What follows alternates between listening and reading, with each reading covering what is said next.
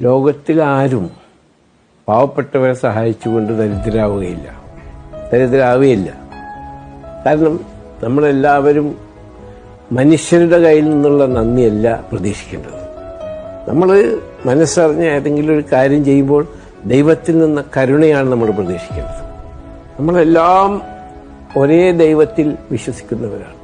അത് പല രീതിയിലാണ്.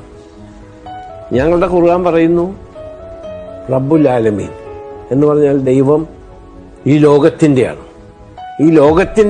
ദൈവം എന്ന് പറഞ്ഞാൽ ഈ ലോകത്ത് ജീവിക്കുന്നവരുടെ എല്ലാ ചരാചരങ്ങളെയും, പക്ഷികളെയും, മൃഗങ്ങളെയും, പാറ്റകളെയും, വണ്ടുകളുടെയും ഒക്കെ എല്ലാം ഒരു ദൈവമാണ്. റബ്ബുൽ ആലമീൻ ഈ ലോകത്തിന്റെ മുഴുവൻ ദൈവമാണ്. നമ്മുടെ ഹൈന്ദവ സഹോദരന്മാർ വിശ്വസിക്കുന്നത് ഏകം സദ് വിപ്രാ ബഹുധാ വദന്തി, എല്ലാം ഒരേ ദൈവത്തിലേക്കാണ്.